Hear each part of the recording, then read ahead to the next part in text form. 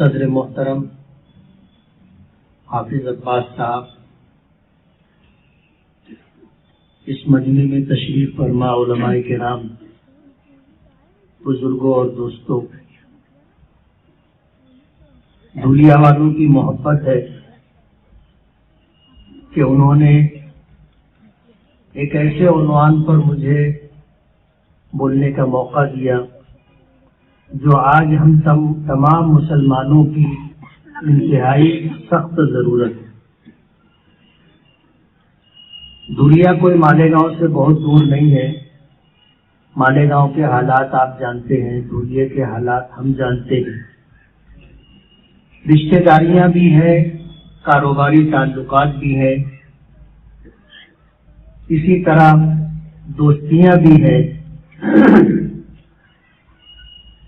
ہم اپنے حالات سے بخوبی واقف ہیں۔ جیسے جیسے زمانے نبوت سے دور ہوتا جا رہا ہے، قیامت قریب آتی جا رہی ہے، ایک کے بعد ایک اس طرح کے حالات آج دنیا میں رونما ہو رہے ہیں، جس سے نبرد آزما ہونا اور پھر سرخرو اور کامیاب ہو کر کے زندگی گزارنا انتہائی مشکل ہوتا جا رہا ہے۔ نبی کریم صلی اللہ علیہ وسلم کی وہ حدیث مبارک کہ ایک زمانہ آئے گا کہ تمام دنیا کے لوگ اس طرح مسلمانوں پر ٹوٹ پڑیں گے جس طرح بھوکے لوگ دسترخوان پر، تھال پر، پیالوں پر ٹوٹ پڑتے۔ آج ہمارا سب سے بڑا جرم یہ ہے کہ ہم مسلمان ہیں، سب سے بڑا جرم یہ ہے کہ ہم اللہ اور اس کے رسول پر ایمان لائے ہیں، سب سے بڑا جرم یہ ہے کہ ہم اس دین اور شریعت کی پاسداری کرتے ہیں جو دین قیامت تک کے لیے آیا ہے، جو دین اللہ اس کے رسول کا عطا کردہ ہے، جو دین انتہائی مستحکم اور مضبوط ہے، جس دین کی بنیاد اللہ اس کے رسول کے ارشادات و احکامات پر۔ آپ اگر دیکھو گے تو دنیا میں دو طرح کے قوانین و احکام آپ کو ملیں گے۔ ایک تو وہ قانون ہے جو اللہ اس کے رسول نے ہمیں عطا کیا، اور دوسرا وہ قانون ہے جو دنیا میں انسان بناتے ہیں۔ ہر ملک کا اپنا ایک دستور ہوتا ہے، آئین ہوتا ہے، ہر ملک کا اپنا ایک سنویدھان ہوتا ہے۔ جیسے ہمارے ہندوستان کا آئین، دستور اور سنویدھان ہے۔ ملک آزاد ہوا تھا، ملک کی آزادی سے پہلے انگریزوں کی حکومت تھی اور ہندوستان میں ہم اور آپ غلامی کی زندگی گزار رہے تھے۔ ہمارے علماء اور اکابرین نے، ہمارے بزرگوں نے، اولیاء کرام نے، ایمان والوں نے اس ملک کی آزادی کے لیے سب سے پہلے آواز بلند کی تھی اور سب سے پہلے اس راستے میں جدوجہد اور کوشش کی تھی۔ وجہ اس کی یہ تھی کہ یہ ملک ہم سے چھینا گیا تھا۔ انگریزوں کے آنے سے پہلے اس ملک پر مسلمان حکمران تھے۔ بنگال میں نواب سراج الدولہ کی حکومت تھی، یہ ہندوستان کا ایک کونا ہے۔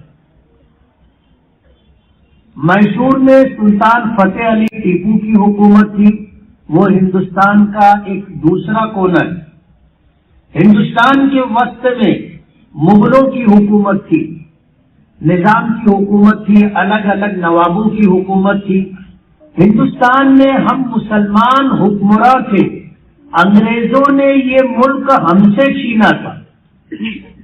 تو ظاہر بات ہے کہ جب یہ ملک ہم سے چھینا گیا تھا تو انگریزوں نے ملک کو چھیننے کے بعد سب سے زیادہ ظلم و ستم کا نشانہ ہم مسلمانوں کو ہی بنایا تھا۔ ایک زمانہ گزرا، شاہ عبدالعزیز رحمت اللہ علیہ نے اس ملک کی آزادی کے لیے فتویٰ جاری کیا۔ یہ عنوان الگ ہے، لیکن میں آپ کو یہ بتانا چاہتا ہوں کہ یہ ملک ہمارا تھا، ہم اس پر حکمران تھے، انگریزوں نے یہ ملک ہم سے چھینا تھا، اور انگریزوں نے اپنا ایک نظام بنایا تھا، ایک قانون جاری کیا تھا۔ جب یہ ملک ہم سے چھینا گیا تھا تو اس کی آزادی کے لیے، انگریزوں سے یہ ملک واپس لینے کے لیے سب سے پہلے جدوجہد مسلمانوں نے اور خاص طور پر علماء کرام نے شروع کی، اور اس کی وجہ میں آپ کو بتا دوں۔ انگریزوں نے جب اس ملک کو ہم سے چھینا تو چھیننے کے بعد انہوں نے جو پروگرام بنایا تھا وہ پروگرام یہ تھا کہ اس ملک سے اسلام اور مسلمانوں کو ختم کر دیا جائے۔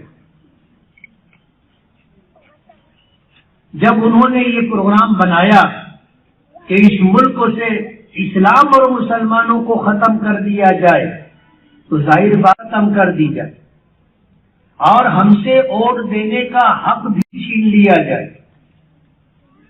موجودہ حکومت اسی راستے پر چل رہی ہے۔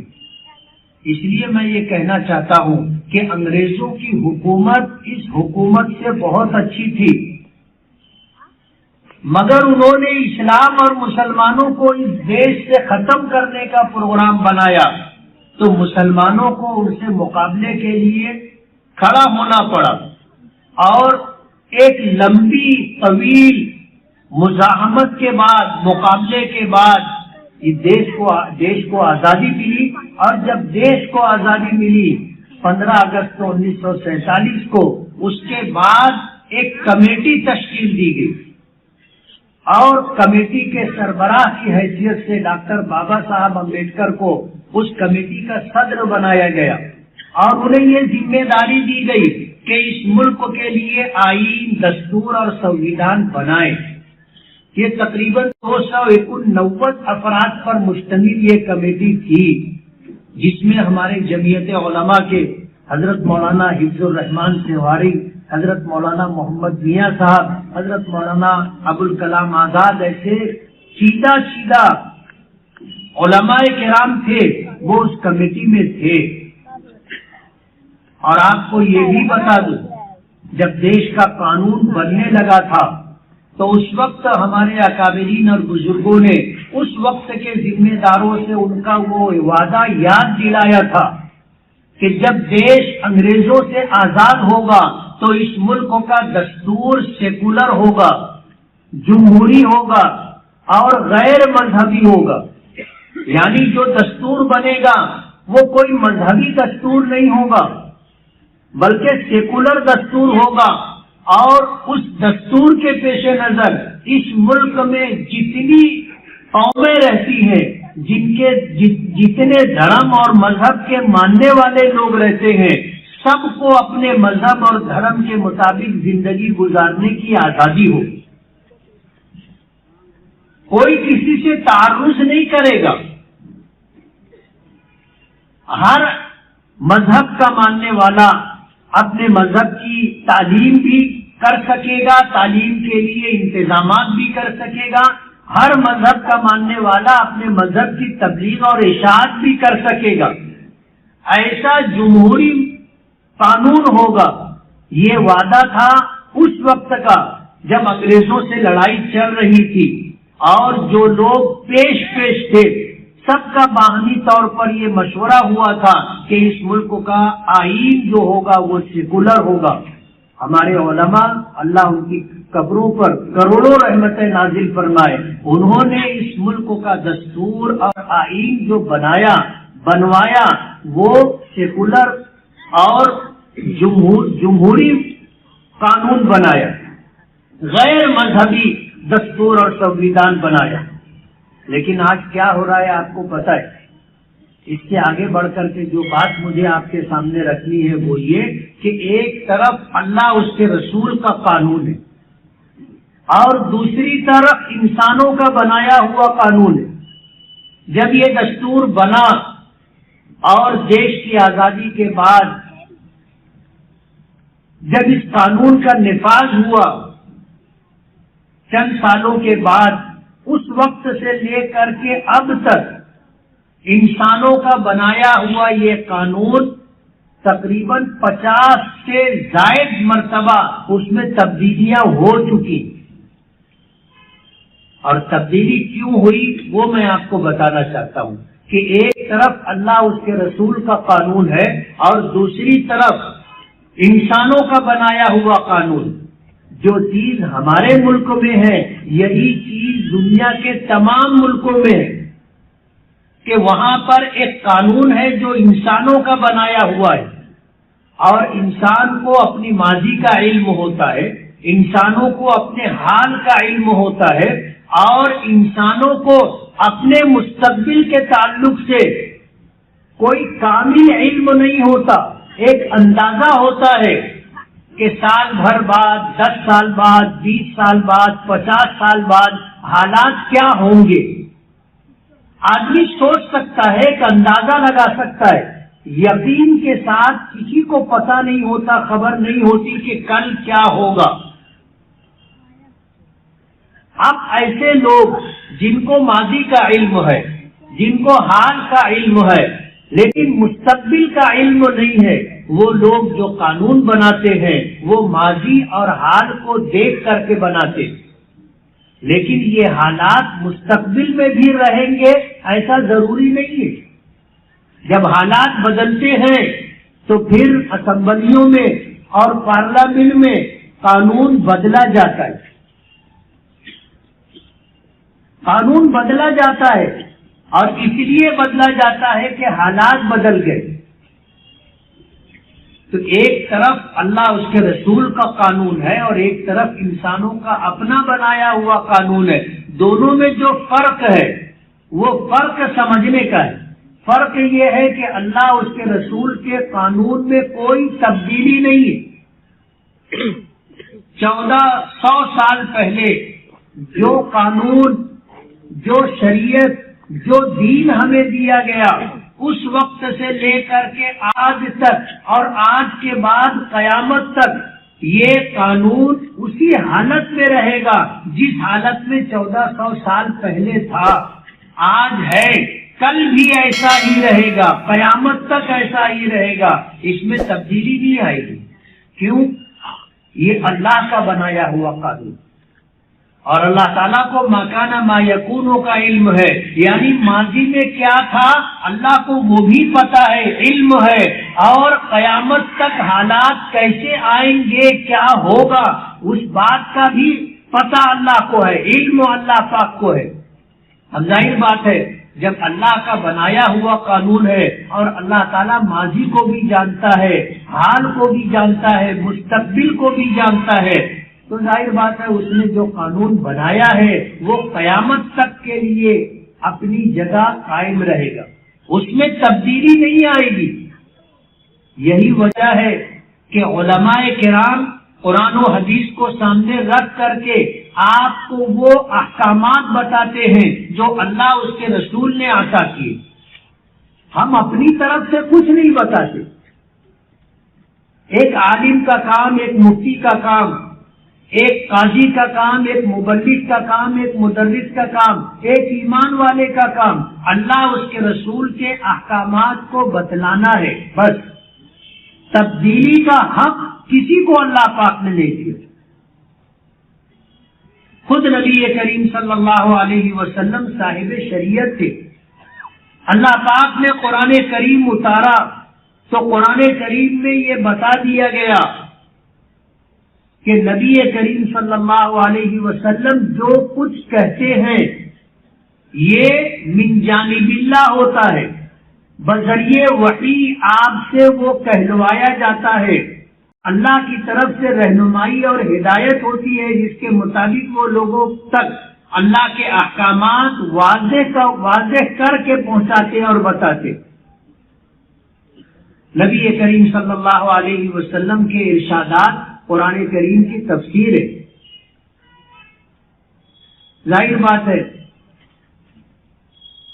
ایک طرف اللہ اور اس کے رسول کے قانون، دوسری طرف انسانوں کا بنایا ہوا قانون۔ انسانوں کو جتنا علم ہوتا ہے اس علم کے مطابق قانون بناتے ہیں، اور جب حالات بدل جاتے ہیں تو بعد میں آنے والے پھر قانون بدلتے، اس میں ترمیم کرتے، اس میں تبدیلی کرتے۔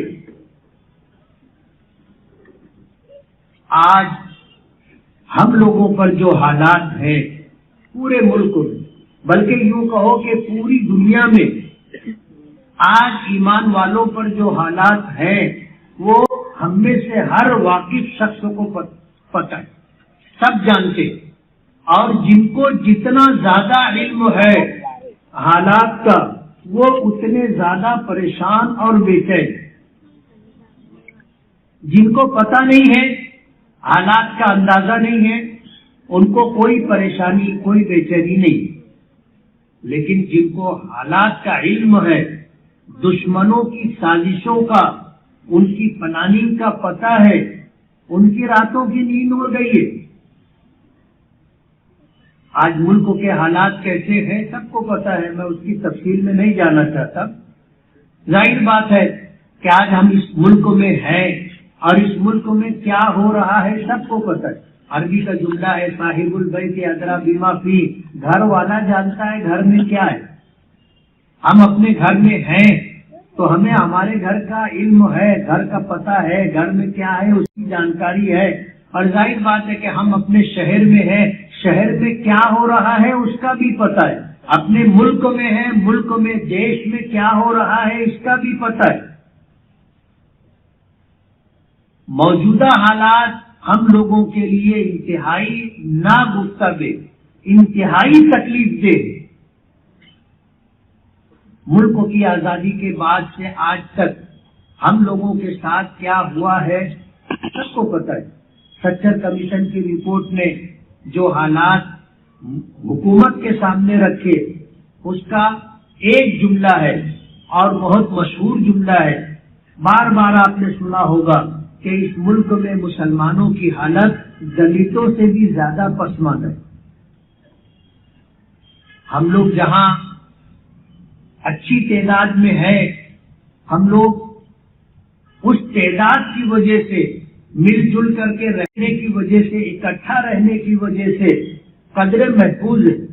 آپ اندازہ کرو ان لوگوں کے بارے میں دیہاتوں میں جو دو چار مکانات ہیں، شہروں میں جو منتشر ہو کر کے رہتے ہیں، الگ الگ مکانات ہیں، بازو میں کون ہے دوسرے مذہب کا ماننے والا، آگے پیچھے اوپر نیچے اس طرح کے رہنے والے لوگ ہیں، ان کی دینی حالت اور ان کی سماجی حالت کیا ہے ہم نہیں اندازہ کر سکتے۔ ایسے حالات میں جب ایسے ناگفتہ اور تکلیف دہ حالات کے ساتھ دنیا میں مسلمان جی رہا ہے اور سب یہ چاہتے ہیں کہ ہمارے حالات بدلے، ہمارے حالات بدلے اور بے روزگاری سے نکل کر کے روزگار پالے، ہم پریشانیوں سے نکل کر کے اچھے حالات میں آ جائے، بیماریوں سے نکل کر کے صحت پالے، ذلت کی زندگی ختم ہو جائے، عزت کا مقام مل جائے، سماج کے اندر باوقار طریقے سے ہم زندگی گزارنے لگے۔ ہر سنجیدہ، ہر وہ شخص جو اپنے لیے، اپنے بچوں کے مستقبل کے لیے فکر مند ہے، اس کی یہی سوچ ہے۔ ظاہر بات ہے کہ حالات ہیں تو حالات ہم پر کیوں ہے، پہلے ہمیں اس کا جائزہ لینا ہو۔ نبی کریم صلی اللہ علیہ وسلم نے آج سے 1400 سال پہلے ایک جملے میں ہمیں بتا دیا، ایک جملے میں اس بات کی نشاندہی کر دی، فرمایا اعمالکم اموالکم، تمہارے جیسے اعمال ہوں گے، تم پر حکمراں اسی طرح کے مسلط کیے جائیں گے۔ اللہ کے رسول صلی اللہ علیہ وسلم نے فرمایا کہ زمین سے جیسے تمہارے اعمال آسمان پر جائیں گے، ان اعمال کے مطابق آسمان سے فیصلے تمہارے لیے نازل ہوں گے۔ یہ ہے وہ بنیادی نقطہ جس کو سمجھنا اور سمجھ کر کے پھر آگے کا پروگرام بنانا ہماری ذمہ داری۔ اللہ کا بے پناہ کرم اور احسان ہے کہ اللہ نے ہمیں ایمان کی دولت دی، ہمیں اسلام کا سرمایہ دیا، ہمیں جو احکامات قرآن کریم کی شکل میں اور احادیث مبارکہ کی شکل میں ملے ہیں، یہ وہ دین ہے، وہ شریعت ہے، وہ احکام ہے جس کی صداقت پوری دنیا میں مسلم۔ ایسا دین اور ایسا مکمل دین اللہ پاک نے ہمیں عطا کیا، اور روئے زمین پر اسلام کے علاوہ کوئی دوسرا مذہب ایسا نہیں ہے جو اسلام کے مقابلے میں کھڑا رہ سکے۔ کوئی دعویٰ نہیں کر سکتا کہ ان کا دین مکمل ہے۔ ہمارا دین اللہ پاک نے عطا کیا تو مکمل عطا کیا۔ نبی کریم صلی اللہ علیہ وسلم کی عمر مبارک 40 سال ہوئی، اللہ نے آپ کو نبوت اور رسالت عطا کی۔ آپ نے 13 سال مکے میں رہ کر کے گزارے، آپ نے 10 سال مدینہ منورہ میں رہ کر کے گزارے۔ 23 سال کے عرصے میں آپ پر قرآن کریم نازل ہوتا رہا، ہر آیت آپ نے یاد کی، یاد کروائی، اسے لکھوایا، اور آپ نے اللہ کے نازل کردہ قرآن کریم کی آیات کی آپ نے تشریح اور وضاحت کی۔ 23 سال کے عرصے میں جب اللہ کے نبی صلی اللہ علیہ وسلم اس دنیا سے پردہ کر جاتے، آخری سال میں آپ نے حج فرمائے، جسے حجۃ الوداع کہا جاتا ہے۔ اور وداع اس لیے کہتے ہیں کہ اللہ کے رسول صلی اللہ علیہ وسلم ہم لوگوں سے رخصت ہونے والے۔ حدیث پاک میں آتا ہے کہ اللہ کے رسول صلی اللہ علیہ وسلم اس طرح کی گفتگو فرمایا کرتے تھے کہ سمجھنے والے سمجھا کرتے تھے کہ اب اللہ کے رسول جانے والے۔ ایک مرتبہ آپ مدینہ منورہ میں منبر پر تشریف فرما تھے، آپ نے ایک بات فرمائی، اور وہ بات یہ تھی کہ اللہ تعالیٰ نے اپنے بندوں میں سے ایک بندے کو اس بات کا اختیار دیا ہے کہ وہ دنیا میں رہنا چاہے تو دنیا میں رہے، اور اگر وہ آخرت میں جانا چاہے تو آخرت کو اختیار کرے۔ اللہ کے رسول صلی اللہ علیہ وسلم کی اس بات کو سن کر حضرت ابو بکر صدیق رضی اللہ تعالی عنہ رونے لگے۔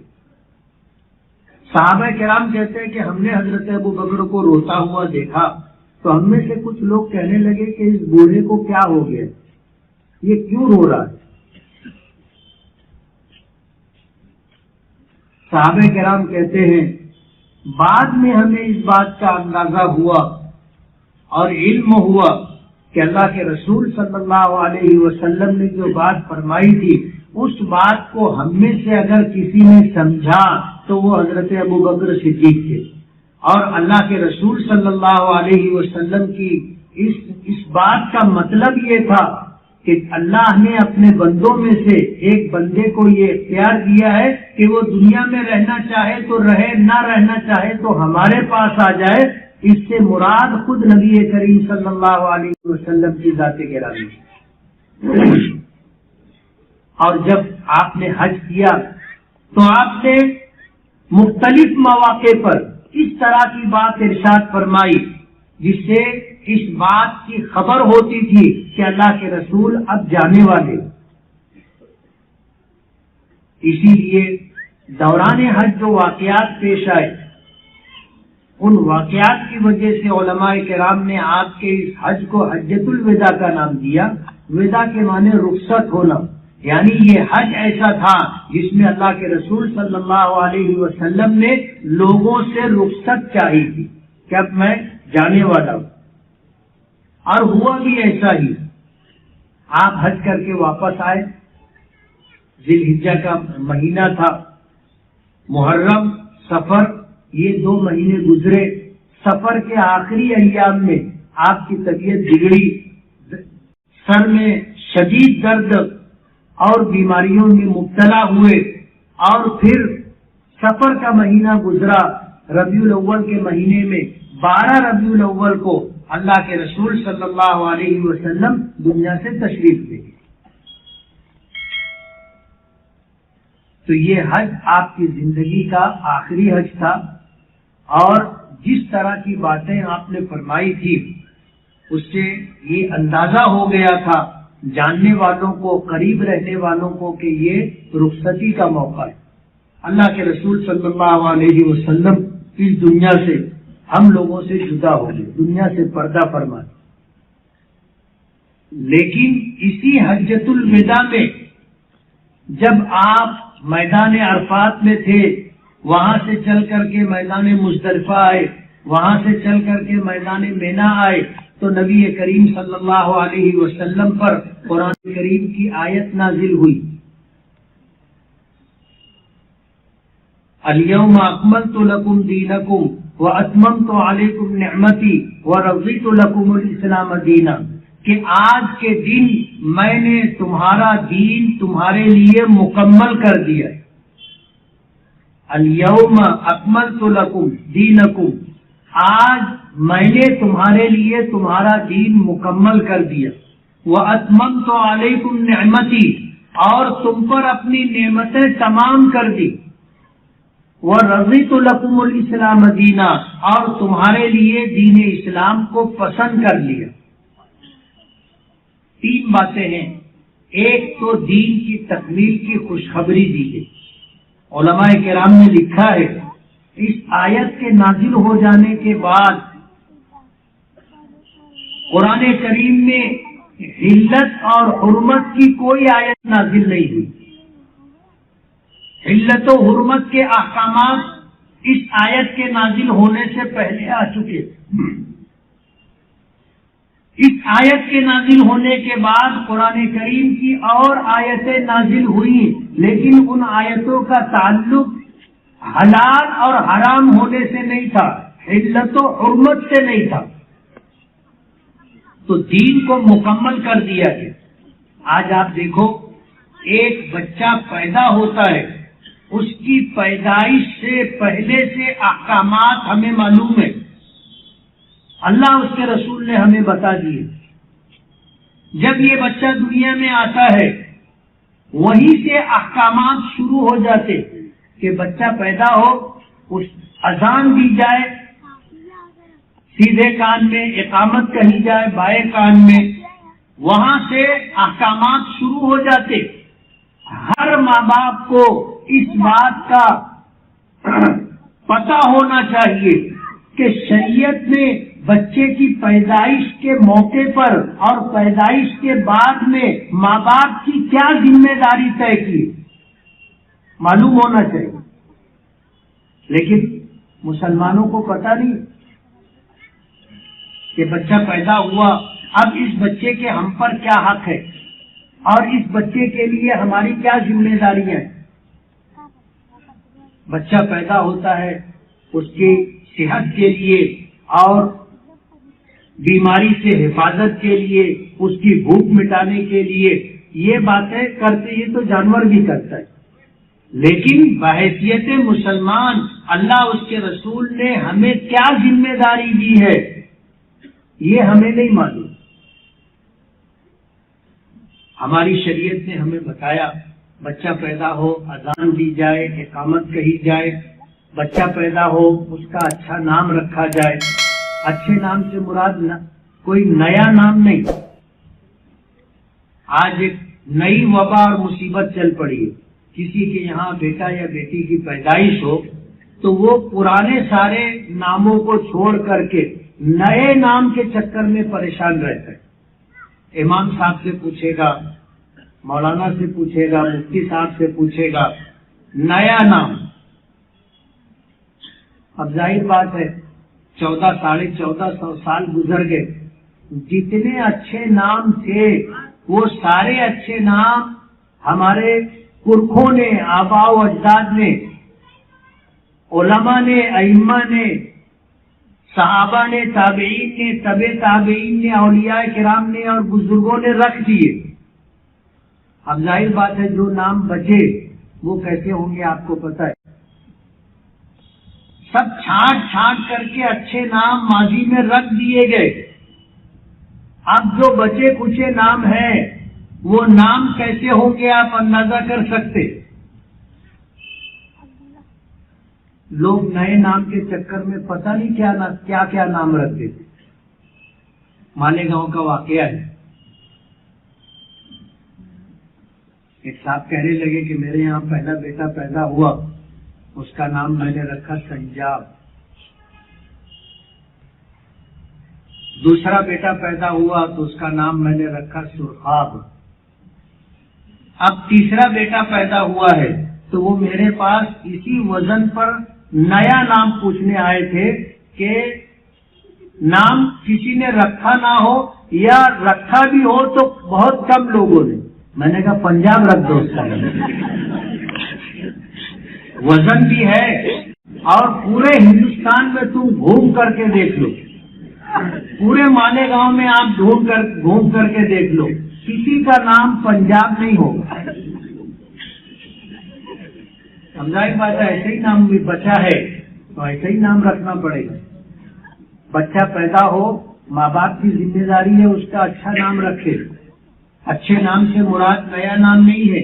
نام رکھنے میں ہمیں ماضی میں دیکھنا چاہیے اللہ کے نیک لوگوں کے کیا نام ہے، اللہ کے نیک بندوں نے اپنی اولادوں کے کیا نام رکھے، وہ نام رکھنا چاہیے. اور ایسا نام رکھنا چاہیے کہ آج یہ بچی ہے، کل یہ جوان ہوگی، شادی ہوگی، ادھیڑ ہوگی، بوڑھی ہوگی.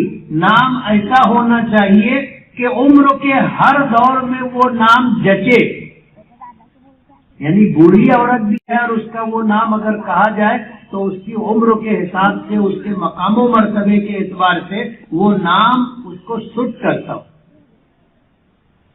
کچھ بھی نہیں رکھ دینا چاہیے. میں ایک جگہ بیٹھا ہوا تھا اپنے دوست کے پاس، وہ اپنی بیٹی کو بولتا تھا گڑیا. اب چھوٹی تھی اس کو گڑیا بولتا تھا. بڑی ہو گئی، جب بڑی ہو گئی شادی کی عمر کو پہنچی، میں بیٹھا تھا، اس کو آواز دیا گڑیا گڑیا تو وہ آئی نہیں رہی. اب اس کے بعد جب اس کو بلایا تو آئی، اور آ کر کے اس نے اپنے باپ سے جو پہلی بات کہی وہ یہ کہ آپ مجھے گڑیا کہتے ہیں، مجھ کو اچھا نہیں لگتا. میں چھوٹی تھی آپ بولتے تھے گڑیا تو ٹھیک ہے، اب میں بڑی ہو گئی ہوں آپ مجھے گڑیا کیوں بولتے ہو؟ اب ظاہر بات ہے کہ یہ بوڑھی ہو جائے گی اور اس کو کوئی گڑیا بولے گا تو نام بھی ایسا رکھنا چاہیے کہ عمر کے ہر دور میں جچے اور اس کو سننے میں یا اس کو نام لے کر کے پکارنے میں اس کو برا نہ لگے. ماں باپ کی ذمہ داری ہے. بچہ پیدا ہو، اذان دی جائے، اقامت کہی جائے، اس کا اچھا نام رکھا جائے. حضرت عمر فاروق رضی اللہ تعالیٰ عنہ کا ایک واقعہ ہے. ان کے پاس ایک صاحب آیا اور آ کر کے انہوں نے شکایت کی کہ میرا بیٹا میرا حق ادا نہیں کرتا. حضرت عمر فاروق رضی اللہ تعالیٰ عنہ نے ان کے بیٹے کو بلایا اور بلا کر کے کہا کہ تیرے باپ نے تیری شکایت کی ہے کہ تو اپنے باپ کا حق ادا نہیں کرتا. تو اس بیٹے نے حضرت عمر فاروق رضی اللہ تعالیٰ عنہ سے پوچھا کہ امیر المومنین، باپ کا اولاد پر حق ہے؟ کہنے لگے کہ ہاں ہے.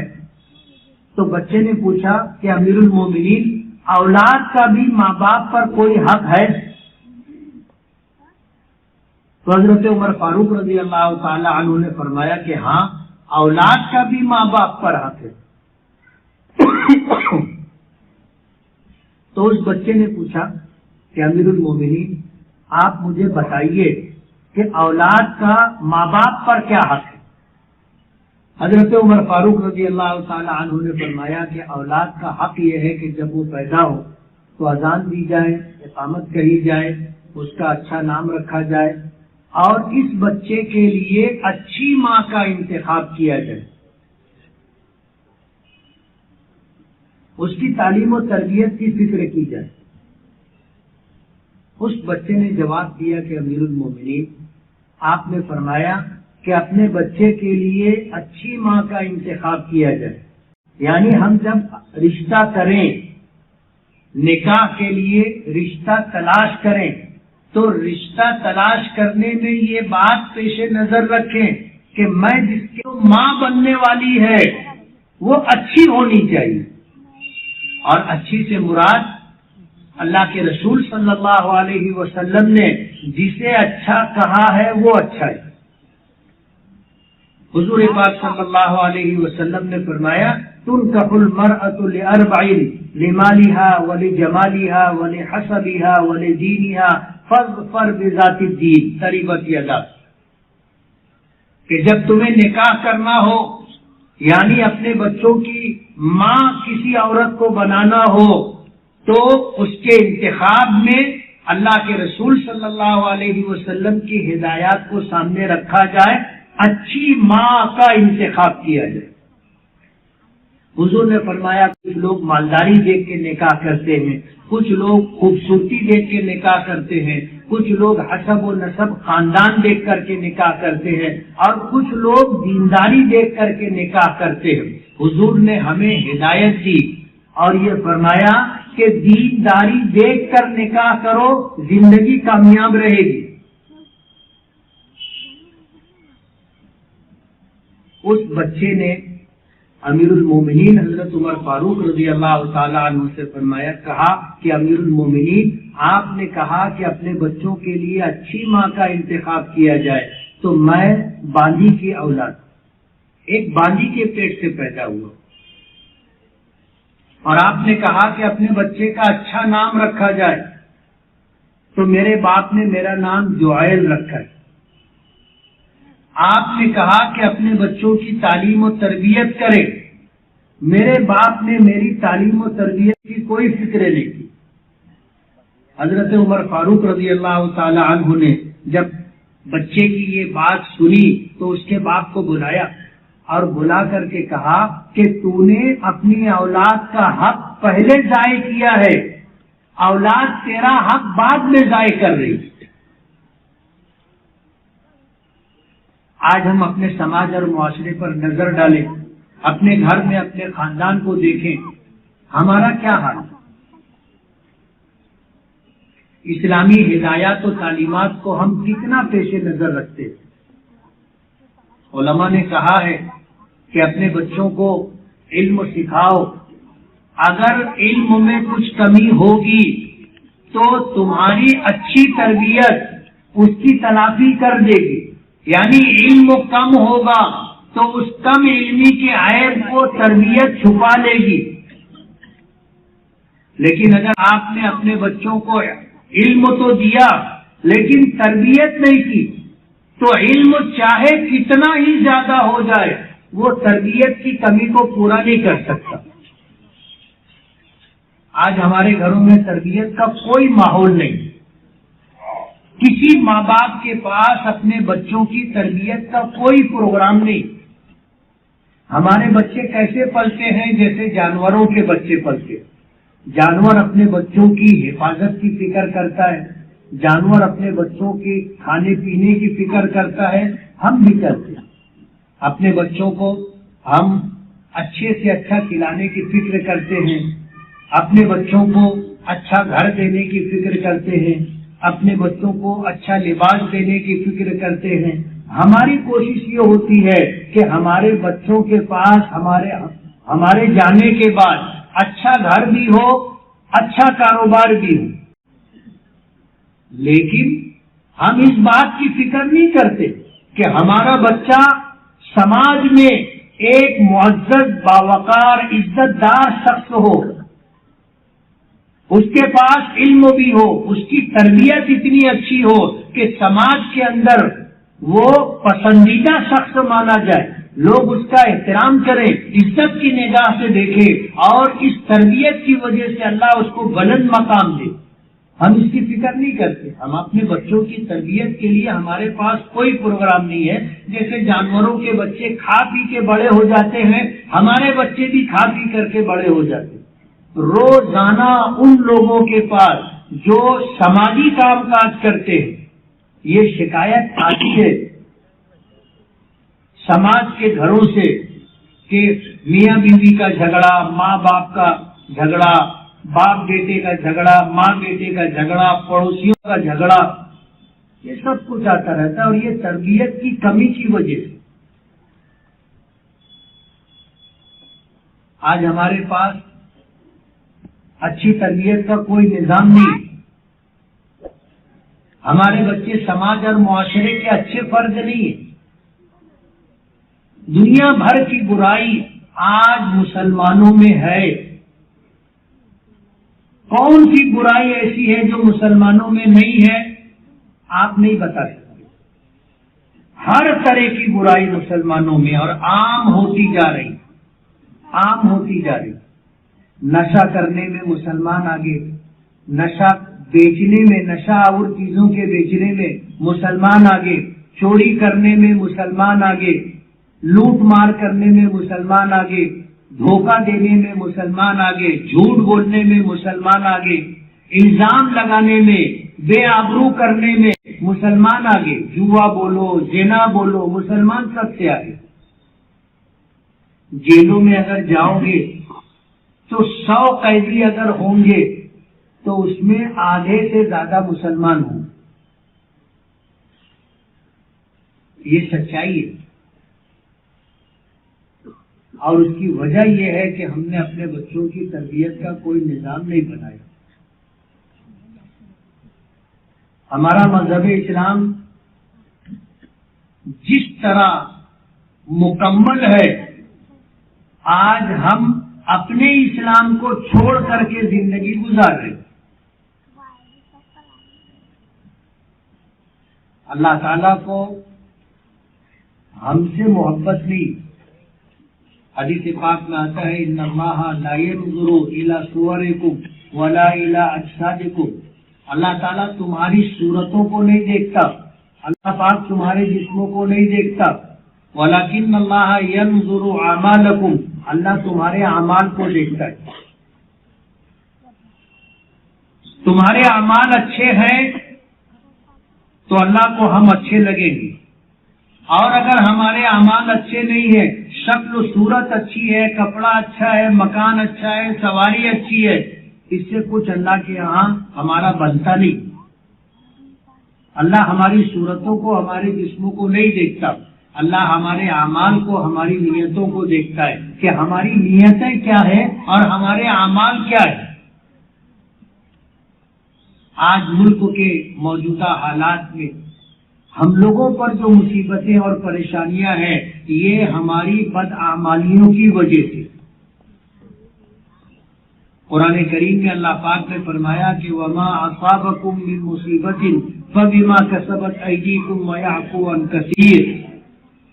اللہ پاک فرماتے ہیں کہ تمہیں جو مصیبتیں پہنچتی ہیں، جو پریشانیاں لاحق ہوتی ہیں، تم پر جو حالات آتے ہیں، یہ تمہارے اپنے ہاتھوں کی کمائی ہے، تمہارے اپنے اعمال کا نتیجہ ہے۔ وَمَا أَصَابَكُم مِّن مُّصِيبَةٍ فَبِمَا كَسَبَتْ أَيْدِيكُمْ وَيَعْفُو عَن كَثِيرٍ، اور تمہاری بہت ساری برائیاں، بدعمالیاں اللہ درگزر کر دیتا ہے، اس پر حالات نہیں بھیجتا، پکڑ نہیں کرتا، مواخذہ نہیں فرماتا۔ اگر ہر برے عمل پر اللہ پاک کی طرف سے ہم پر حالات آنے لگ جائے تو آج جس حالت میں ہم ہیں اس سے بدتر حالت میں ہم پہنچ جائیں گے۔ اللہ اپنے بندوں پر ظلم نہیں کرتا، اور بندوں میں بھی وہ بندے جو اپنے آپ کو ایمان والا کہتے ہیں، وہ بندے جو اسلام کا متبع اور پیروکار اپنے آپ کو بتلاتے ہیں، وہ بندے جو اللہ کے آخری نبی جناب رسول اللہ صلی اللہ علیہ وسلم پر، اللہ کی کتاب قرآن کریم پر، نبی کریم صلی اللہ علیہ وسلم کی حدیثوں پر ایمان رکھتے ہو، ظاہر بات ہے یہ بندے وہ بندے ہیں جن کو اللہ نے یہ نعمتیں عطا کی ہیں۔ ایسے بندوں پر اللہ کیسے ظلم کرے گا؟ لیکن آج ہم پر جو حالات ہیں، ان حالات کو اگر ہم بدلنا چاہے اور ان مصیبت اور پریشانیوں سے ہم لوگ نکلنا چاہے تو ہم کو اپنے لیے کچھ پروگرام بنانا پڑے گا. ہم جس طرح زندگی گزار رہے ہیں اس طرح ہمارے مسائل ختم نہیں ہوں گے، ہماری مصیبتیں پریشانیاں دور نہیں ہوں گی، بلکہ ہر آنے والا دن نئی مصیبت نئی پریشانی لے کر کے آئے گا. اور اگر ہم چاہتے ہیں کہ حالات بدلے تو ہمیں قرآن کریم کا ضابطہ دیکھنا پڑے گا. اللہ پاک فرماتے ہیں ان اللہ لا یغیر ما بقوم حتی یغیروا ما بانفسہم. اللہ تعالیٰ کسی کی حالت اس وقت تک نہیں بدلتا جب تک کہ وہ اپنے آپ کو نہ بدلے. جب ہم اپنے آپ کو بدلنا چاہیں گے، اور ہم کیسے بدلیں گے؟ قرآن کریم اور حدیث پاک کو سامنے رکھ کر کے دیکھیں کہ ہماری صبح سے لے کر کے رات سونے تک کے تمام اعمال کیا شریعت اسلامیہ کے مطابق ہیں، اللہ اس کے رسول کے احکامات کے مطابق ہیں؟ اگر ہم یہ چاہتے ہیں کہ اللہ ہمارے حالات بدلے تو اس کو بدلنے کے لیے پہلے ہمیں کوشش کرنی ہوگی. جب ہم کوشش کریں گے تو اللہ ہماری مدد کرے گا، حالات کو بدل دے گا. بیماری سے نکال کر کے صحت یابی کی نعمت عطا کرے گا، غریبی سے نکال کر کے امیری عطا کرے گا، ذلت کی زندگی سے نکال کر کے عزت کی زندگی دے گا، تکلیفوں سے نکال کر کے اللہ پاک ہمیں راحت عطا کرے گا. غیروں کی نظر میں جس طرح ہم ذلیل و خوار ہو رہے ہیں اور ہماری حیثیت ایسی ہوگی جیسے سمندر کے پانی پر جھاگ، اللہ تعالیٰ اسے بدل دے گا. اور پھر لوگ ہمیں قدر کی نگاہوں سے دیکھیں گے، لوگ ہمیں عزت دیں گے، لوگ ہمارا احترام کریں گے، لوگ ہمارے لیے کارآمد بنیں گے. مگر یہ اس وقت ہوگا جب ہم اپنے آپ کو بدلیں گے. اور اگر ہم نے اپنے آپ کو بدلنے کی کوشش نہیں کی تو پھر حالات بدلیں گے نہیں، بلکہ اس سے برے حالات آئیں گے.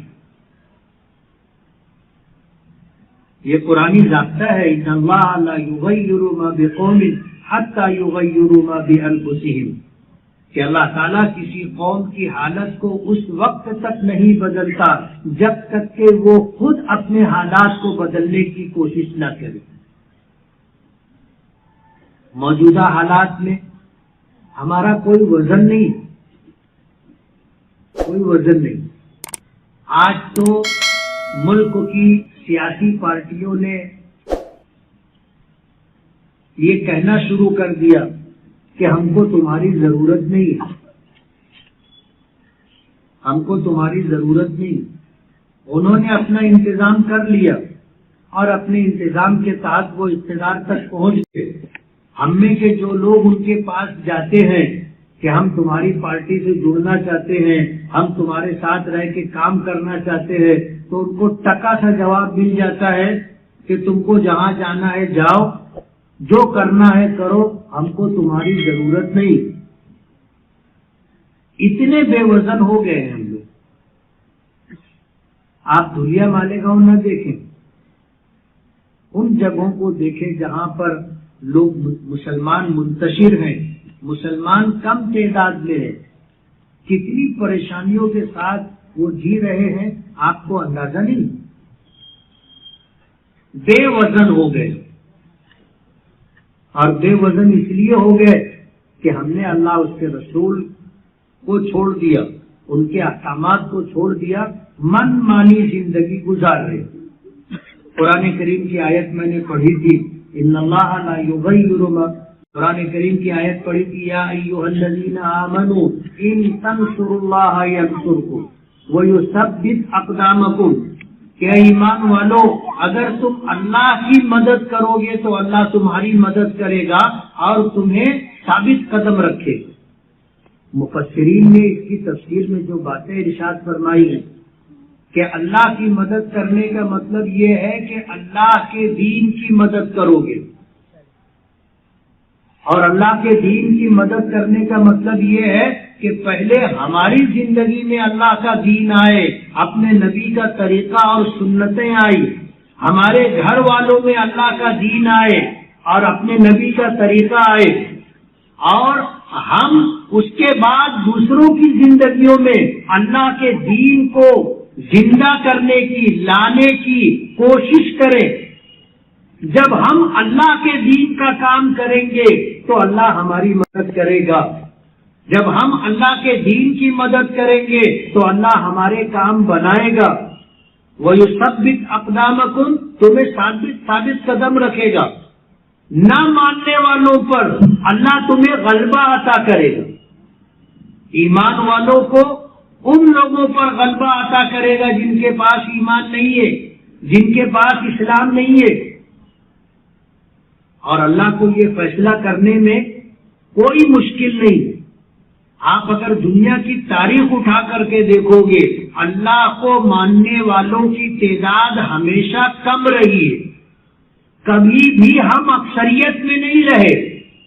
دنیا کی تاریخ اٹھا کر کے آپ دیکھ لو، نبی کریم صلی اللہ علیہ وسلم کے زمانے سے آج تک، حضور کا زمانہ دیکھو، مکے میں تھے تو اقلیت میں تھے، مدینہ پہنچے تو اقلیت میں تھے، اور جب کفر اور اسلام کا پہلا مقابلہ ہوا میدان بدر میں تو مسلمان 313 تھے اور مشرکین مکہ کی تعداد 1000 تھی۔ غزوہ بدر کا مارکہ پیش آیا، اس مارکے میں مسلمانوں کی تعداد 700 تھی اور سامنے 4000 لوگ تھے۔ آگے آئیے، غزوہ خندق کے موقع پر مسلمانوں کی تعداد چند ہزار تھی اور مشرکین کی تعداد کم و بیش 24,000 تھی۔ اللہ نے غلبہ دیا، وما ذالک علی اللہ بعزیز۔ غلبے کے لیے اکثریت ضروری نہیں ہے، غلبے کے لیے آپ اللہ کے دین کے مددگار بنے، آپ دیندار بنے، اپنی اولاد کو دیندار بنائے، اپنے گھر میں رہنے والے افراد، ماں بہن بیٹی کو دیندار بنائے، دوسروں کو دیندار بنانے کی کوشش کرے، یعنی اللہ کے دین کی تبلیغ و اشاعت کرے، اللہ ہماری مدد کرے گا۔ اور اگر اللہ کی مدد ہمارے ساتھ ہے، دنیا کی کوئی طاقت ہمارا بال بیکا نہیں کر سکتی، کچھ نہیں بگاڑ سکتی۔ اپنی ذات کو نفع بخش بنائے، تمام انسانیت کے لیے، صرف مسلمانوں کے لیے نہیں، تمام انسانیت کے لیے ہماری ذات نفع بخش ہو۔ ہمارا یہ دین اسلام تلوار سے نہیں پھیلا ہے، طاقت کے بلبوتے پر دین نہیں پھیلا، بلکہ یہ دین پھیلا ہے اخلاق کی بنیاد پر، دینداری کی بنیاد پر۔ ہم میں اگر اچھے اخلاق ہوں گے، دینداری ہوگی، لوگ آپ سے متاثر ہوں گے۔ آج سوشل میڈیا پر جو خبریں آتی ہیں، وائرل ہوتی ہیں، ہم ایک طرف خوش ہوتے کہ لوگ اسلام میں داخل ہو رہے، اسلام قبول کر رہے، لیکن دوسرا پہلو ہم نہیں دیکھتے، لوگ نکل کے جا بھی رہے ہیں، ارتداد پھیلتا جا رہا ہے۔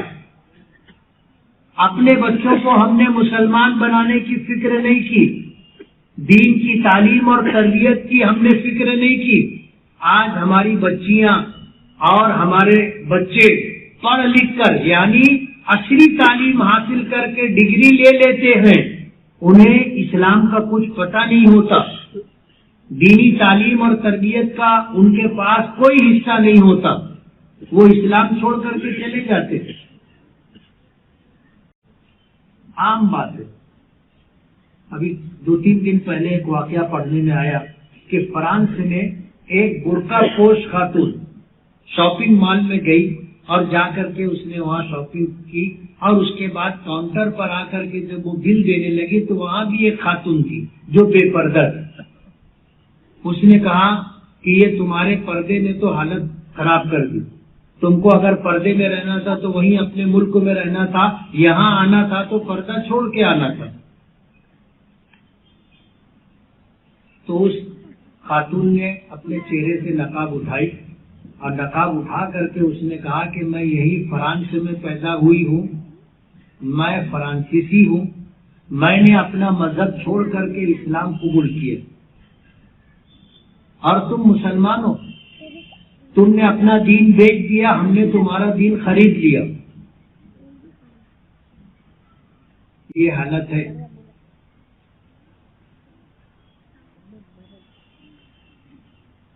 ایک طرف لوگ اسلام میں آ رہے ہیں اور دوسری طرف جو پیدائشی مسلمان تھے وہ اسلام سے نکل کر کے جا رہے ہیں، اور اس کے ذمہ دار ہم ہیں، ذمہ دار ہم ہیں۔ ابھی ہفتہ 10 دن پہلے پونا سے خاتون کا فون آیا، شوہر کا انتقال ہو گیا، ماں باپ کا انتقال ہو گیا، عمر 60 کے اوپر ہو چکی، ایک بیٹی تھی، اس کو پڑھا لکھا کر کے اس نے ڈگری دلا دی، وہ اپنے ہم کلاس غیر مسلم لڑکے کے ساتھ چلی گئی۔ وہ یہ پوچھ رہی تھی کہ میں اپنی جائیداد میں سے اس کو کچھ نہیں دینا چاہتی، کچھ نہیں دینا چاہتی، تو میں کیا کروں؟ حالات ایسے ہیں کہ ہم اپنے بچوں کو دنیاوی تعلیم، عصری تعلیم دلا کر کے ان کو قابل بنا دیتے ہیں، لیکن مسلمان نہیں بنا پاتے، اچھا انسان نہیں بنا پاتے۔ ظاہر بات ہے اسے یہی پتا نہیں تھا کہ اسلام کیا ہے، اسلام کتنی قیمتی دولت ہے۔ ماں باپ نے اولاد کو بتایا نہیں، آج اگر وہ چھوڑ کے جا رہی ہے تو ماں باپ کے پاس رونے کے علاوہ کوئی چارہ نہیں۔ کل قیامت کے دن اس پر بھی پوچھ ہوگی۔ اولاد ماں باپ کی کمائی ہے، اور اولاد کی دنیا بنانے کے ساتھ ساتھ آخرت بنانا ماں باپ کی ذمہ داری ہے، اور یہ اس وقت ہوگا جب ہم بچے کی پیدائش سے لے کر کے ہمیشہ اس کی دینی تعلیم و تربیت کی فکر کریں۔ ہم اگر اپنے گھر کے اندر اپنے بچوں کو اس طرح بنائیں گے، سنواریں گے، ایک سچا پکا مسلمان، دیندار مسلمان، با اخلاق مسلمان، اسلام کے ہر حکم میں اللہ نے تاثیر رکھی۔ جیسے ہم نماز پڑھتے، دوسرے مذہب کے لوگ بھی پوجا پاٹ کرتے، لیکن ہماری جو عبادت ہے وہ اللہ کی طرف سے ہمیں دی گئی ہے، اس میں اتنی تاثیر ہے کہ آپ نماز پڑھو، لوگ کھڑے ہو کر کے رک کر کے دیکھتے ہیں کہ یہ کیا ہے۔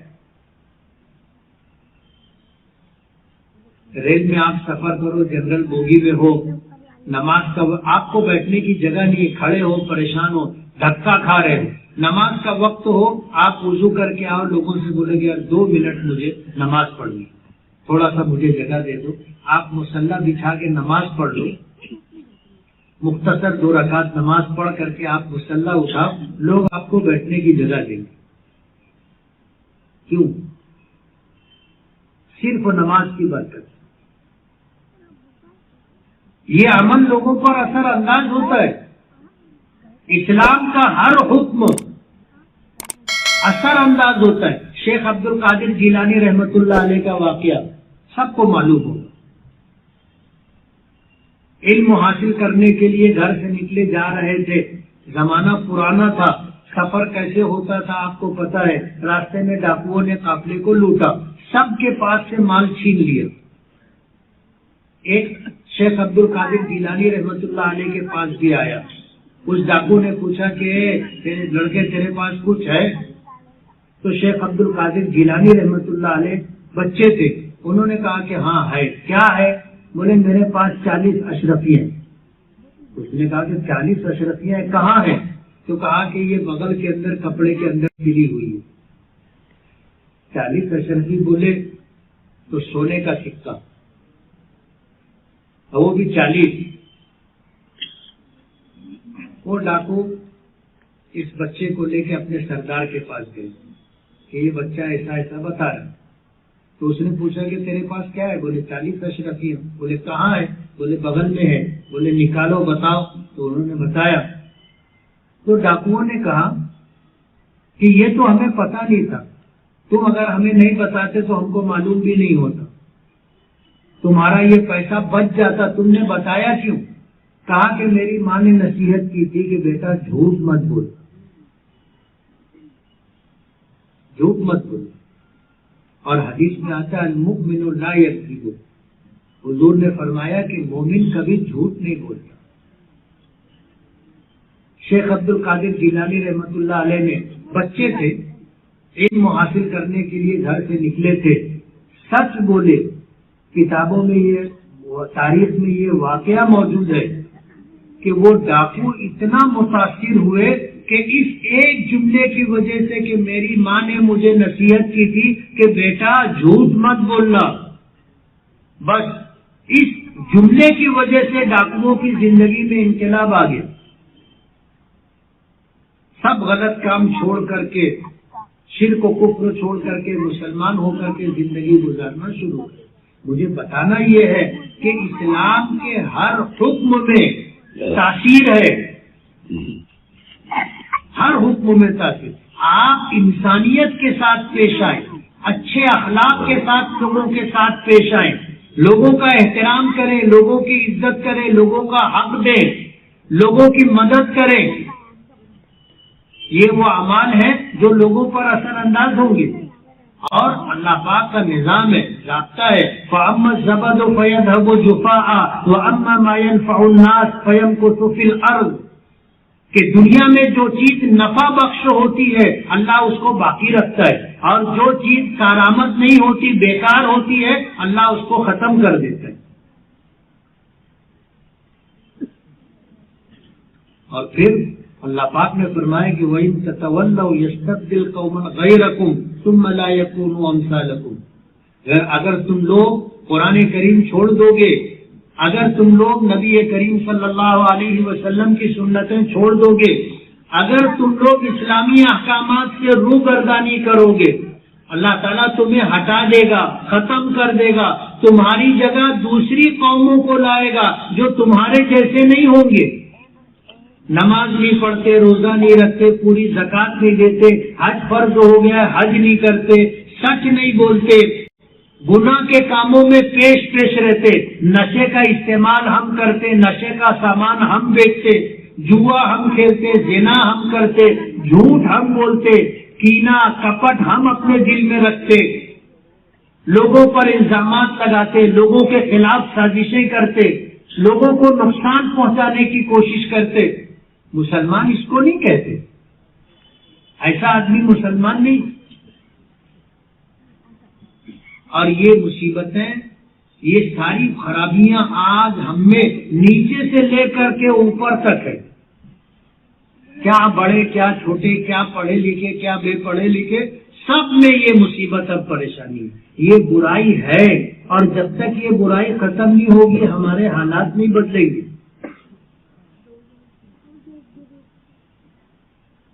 اس لیے اگر ہم یہ چاہتے ہیں کہ ہمارے لیے اللہ پاک کی طرف سے اچھے فیصلے آئے، ہم ذلتوں سے نکل کر کے عزت کے مقام پر پہنچے، لوگ ہمیں عزت کی نظر سے دیکھیں، احترام کی نظر سے دیکھیں، لوگ ہمارے جان و مال میں تعرض نہ کریں، لوگ ہمیں نقصان نہ پہنچائے، لوگ ہمیں اسلامی احکامات سے نہ روکیں، تو اس کے لیے ہمیں اپنے آپ کو بدلنا ہوگا. ہم اپنے آپ کو بدلیں گے تو زمانہ بدلے گا، حالات بدلیں گے. اور اگر ہم نے اپنے آپ کو نہیں بدلا تو پھر کوئی تبدیلی نہیں آئے گی. آنے والے دن اس سے زیادہ برے اور اس سے زیادہ خراب ہوں گے. آج اس موقع پر مجھے آپ لوگوں سے گفتگو کا، بات چیت کرنے کا موقع ملا. یہی پیغام لے کر کے میں مالیگاؤں سے آیا ہوں، اور میں یہ کہنا چاہتا ہوں کہ 5 وقتہ نمازوں کا احترام کریں، اپنے بچوں کو نمازی بنائیں، اپنے گھر والوں میں ماں بہن بیٹیوں کو نماز کی تاکید کریں، اپنے گھر میں دین کا ماحول بنائیں، سچا پکا مسلمان اپنی اولاد کو بنائیں، اسلامی احکامات، اسلامی اخلاق ہماری زندگیوں میں. اور اگر یہ سب کچھ ہمارے پاس ہے تو پھر زمانہ ہمارا استقبال کرے گا، حالات بدلیں گے، لوگ ہمیں عزت کی نظر سے دیکھیں گے، عزت کا مقام دیں گے. اور اگر ہم نے ہماری دنیا سے ان پر کوئی اثر پڑنے والا نہیں ہے، ان پر اگر کوئی چیز اثر انداز ہوگی تو وہ ہماری دینداری ہے، وہ ہمارے اسلامی احکامات ہیں، بس اس کے علاوہ ہمارے پاس دوسری کوئی چیز نہیں ہے. ہمارے نبی نے فرمایا ترکت فیکم ثقلین لن تضلوا ما تمسکتم بہما کتاب اللہ و سنتی، کہ میں تم میں دو وزندار قیمتی چیزیں چھوڑ کر کے جا رہا ہوں، اگر تم اسے مضبوطی سے پکڑے رہو گے تو کبھی بے راہ نہیں ہوگے، کبھی بھٹکو گے نہیں، کبھی گمراہ نہیں ہوگے. کامیابی کا راستہ اللہ دے گا جس پر عزت بھی ملے گی، جس پر چل کر کے تم کو دنیا بھی ملے گی، آخرت بھی بنے گی. وآخر دعوانا الحمدللہ.